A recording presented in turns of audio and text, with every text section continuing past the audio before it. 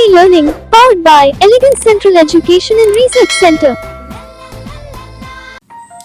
കുഞ്ഞുമക്കളെ, കഴിഞ്ഞ ക്ലാസ്സിൽ നമ്മൾ എന്താ കണ്ടത്? ജഗ്ഗുവിന് പനിയായി. ജഗ്ഗുവിനെ മൃഗാശുപത്രിയിൽ കൊണ്ടുപോയി. പനിയുടെ മരുന്നൊക്കെ കഴിച്ചു. ജഗ്ഗുവിൻ്റെ പനി മാറി. അതാണ് നമ്മൾ കഴിഞ്ഞ ക്ലാസ്സിൽ കണ്ടത്. ഇനി നോക്കൂ, ശിശുദിനാഘോഷം. ഇന്ന് സ്കൂളിൽ ശിശുദിനാഘോഷമാണ്. നേരത്തെ എത്തണം. പല മത്സരങ്ങളുമുണ്ട്. ശിശുദിനമായതുകൊണ്ട് സ്കൂളിൽ പലതരം മത്സരങ്ങൾ സംഘടിപ്പിക്കുന്നുണ്ട്. അതുകൊണ്ട് സ്കൂളിലേക്ക് നേരത്തെ എത്തണം. ആരാ തീരുമാനിച്ചത്? കൺമണിയും ഋഷിജിത്തും. കൺമണിയും ഋഷിയും സ്കൂളിലേക്ക് പുറപ്പെട്ടു. പിന്നാലെ ജഗ്ഗുവും. കൺമണിയും ഋഷിയും സ്കൂളിലേക്ക് പോകുമ്പോൾ അവരുടെ ഒപ്പം ആരും കൂടി? അവരുടെ സ്നേഹിതനായ ജഗ്ഗുവും ഒപ്പം കൂടി. അവൻ സ്കൂളിന് പിന്നിലെ മരങ്ങൾക്കിടയിൽ ഒളിച്ചു നിന്നു. മറ്റു കുട്ടികൾ കാണാതിരിക്കുന്നതിനു വേണ്ടി അവൻ സ്കൂളിൻ്റെ പിന്നിലെ മരങ്ങൾക്കിടയിൽ ഒളിച്ചു നിന്നു. അസംബ്ലി കഴിഞ്ഞു. കുട്ടികൾ വരി വരിയായി ഹാളിലേക്ക് നീങ്ങി. അസംബ്ലി കഴിഞ്ഞപ്പോൾ ശിശുദിനാഘോഷ പരിപാടിയുടെ കാര്യങ്ങൾ നടക്കുന്ന ഹാളിലേക്ക് കുട്ടികൾ നീങ്ങി. പ്രധാന അധ്യാപിക ചാച്ചാജിയെക്കുറിച്ച് പ്രസംഗിച്ചു. ചാച്ചാജിയുടെ ജന്മദിനമാണ് ശിശുദിനമായി നമ്മൾ ആഘോഷിക്കുന്നത്. അതുകൊണ്ട് ശിശുദിന ദിവസം പ്രധാന അധ്യാപിക ഹെഡ് മിസ്ട്രസ് ചാച്ചാജിയെക്കുറിച്ച് പരിപാടിയിൽ പ്രസംഗിച്ചു. സ്കൂൾ ഹാളിൽ വെച്ച് പ്രധാന അധ്യാപിക ചാച്ചാജിയെക്കുറിച്ച് പ്രസംഗിച്ചു. പ്രസംഗത്തിന് ശേഷം പിന്നെ എന്തുണ്ടായി? ദേശഭക്തിഗാന മത്സരം. പ്രധാന അധ്യാപികയുടെ പ്രസംഗത്തിന് ശേഷം ആദ്യ മത്സരമായ ദേശഭക്തിഗാന മത്സരം നടക്കാനുള്ള അറിയിപ്പ് കേട്ട് ഋഷിയും സംഘവും വേദിയിൽ കയറി. ദേശഭക്തിഗാനം പാടുന്നതിന് വേണ്ടി ഋഷിയും സംഘവും സ്റ്റേജിൽ കയറി. എന്താണ് അവർ ചൊല്ലിയ പാട്ട്? ഇന്ത്യ എൻ്റെ രാജ്യം, എൻ്റെ സ്വന്തം രാജ്യം, ഇന്ത്യ എൻ്റെ ജീവനേക്കാൾ ജീവനായ രാജ്യം. ഈ പാട്ടാണ്, ഈ ദേശഭക്തിഗാനമാണ് ഋഷിയും കൂട്ടുകാരും പാടിയത്. ദേശഭക്തിഗാനത്തിന് ശേഷം അടുത്ത മത്സരത്തിനുള്ള അറിയിപ്പ് വന്നു. എന്തായിരുന്നു മത്സരം? ചിത്രരചനാ മത്സരം. ചിത്രരചനാ മത്സരത്തിൽ പങ്കെടുക്കുന്നവർ കടലാസും ചായവുമായി ഓഫീസിനടുത്തുള്ള ഹാളിലേക്ക് പോകണം. ചിത്രം വരാ മത്സരത്തിൽ പങ്കെടുക്കുന്നവർ എങ്ങോട്ട് പോകണം? ഓഫീസിനടുത്തുള്ള ഹാളിലേക്ക് പോകണം. മൈക്കിലൂടെ അറിയിപ്പ് കേട്ടു. വരയ്ക്കാനുള്ള സാധനങ്ങളുമായി കൺമണി അങ്ങോട്ട് നീങ്ങി. അപ്പോൾ ഋഷിജിത്ത് ദേശഭക്തിഗാനത്തിൽ പങ്കെടുത്തു. കൺമണി ചിത്രരചനാ മത്സരത്തിൽ പങ്കെടുക്കാനായി നീങ്ങുകയാണ്. ചായം കലക്കാൻ വെള്ളം വേണം. അവൾ പൈപ്പിനടുത്തെത്തി. ചിത്രരചനാ മത്സരത്തിൽ ചിത്രം വരയ്ക്കാനായി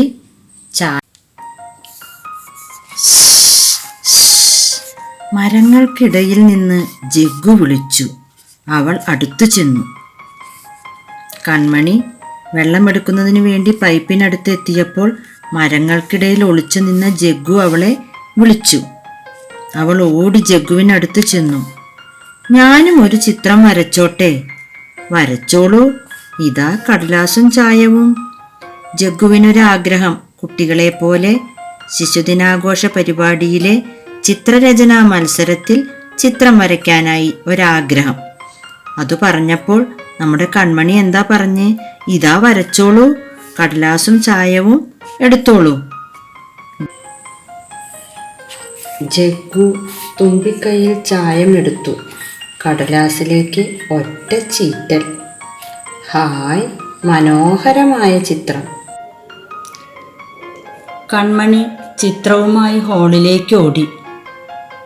പിന്നെ എന്താ കുറച്ച് കഴിഞ്ഞപ്പോൾ കേൾക്കണത്?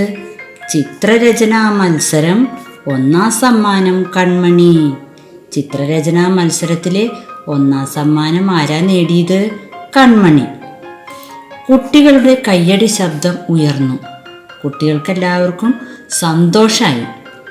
സമ്മാനവുമായി അവൾ ജഗ്ഗുവിനടുത്തെത്തി. അവൻ്റെ തുമ്പിക്കൈയിൽ കെട്ടിപ്പിടിച്ചുകൊണ്ട് പറഞ്ഞു, ഈ സമ്മാനം നിനക്കുള്ളതാണ് മുത്തേ. എന്തുകൊണ്ടായിരിക്കും കൺമണി അങ്ങനെ പറയാൻ കാരണം? ജഗ്ഗു വരച്ച ചിത്രമാണ് കൺമണി ചിത്രരചനാ മത്സരത്തിലേക്ക് കൊണ്ടുപോയി കാണിച്ചത് അല്ലേ? എല്ലാവരും വിചാരിച്ചു എന്താണ്, ഇത്രയും മനോഹരമായ ചിത്രം വരച്ചത് കൺമണിയാണ് എന്നാണ് വിചാരിച്ചത്. പക്ഷെ കൺമണീനെ ജഗ്ഗു സൂത്രത്തില് സഹായിച്ചതാണ് അല്ലേ? അതുകൊണ്ടാണ് കൺമണി സമ്മാനം കിട്ടിയപ്പോൾ ഓടി വന്ന് ജഗ്ഗുവിനെ കെട്ടിപ്പിടിച്ച്, ഈ സമ്മാനം നിനക്കുള്ളതാണ് മുത്തേ എന്ന് പറഞ്ഞത്. കപ്പ് ഉയർത്തിപ്പിടിച്ച് ജഗ്ഗു മുന്നിൽ നടന്നു. പിന്നാലെ കുട്ടികളും. കഴിഞ്ഞ ദിവസം ടെലിവിഷനിൽ കണ്ട കുട്ടിക്കൊമ്പനല്ലേ ഇത്? ഇതിനെ നിങ്ങൾക്ക് എങ്ങനെ കിട്ടി? വഴിയിൽ നിൽക്കുന്ന പോലീസുകാരൻ ചോദിച്ചു. അപ്പോൾ കുട്ടിക്കൊമ്പൻ്റെ അമ്മയുടെ അടുത്തിൽ എത്തിക്കാൻ വേണ്ടിയിട്ട് ആദ്യം എന്താ ചെയ്തേ കൺമണിയും ഋഷിയും? ഫോൺ ചെയ്തു, പിന്നെ പേപ്പറിൽ കൊടുത്തു, പിന്നെന്ത് ചെയ്തു? ടെലിവിഷനിൽ കുട്ടിക്കൊമ്പൻ്റെ പടം പ്രദർശിപ്പിച്ചു അല്ലേ? ആ പടം കണ്ട പോലീസുകാരന് മനസ്സിലായി, ഇതാണല്ലോ കഴിഞ്ഞ ദിവസം ടെലിവിഷനിൽ കണ്ട കുട്ടിക്കൊമ്പൻ. അപ്പോൾ പോലീസുകാരൻ ചോദിക്കുകയാണ്, ഇവനെ നിങ്ങൾക്ക് എങ്ങനെ കിട്ടി? ഉണ്ടായ സംഭവങ്ങൾ മുഴുവൻ ഋഷി പറഞ്ഞു. ജഗ്ഗുവിനെ എങ്ങനെയാണ് തങ്ങൾക്ക് കിട്ടിയത് എന്ന കാര്യങ്ങൾ മുഴുവനും ഋഷി പോലീസിനോട് പറഞ്ഞു.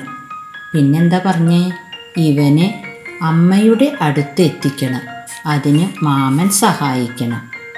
ജഗ്ഗുവിനെ അവൻ്റെ അമ്മയുടെ അടുത്ത് എത്തിക്കാനായിട്ട് ഞങ്ങളെ സഹായിക്കണം.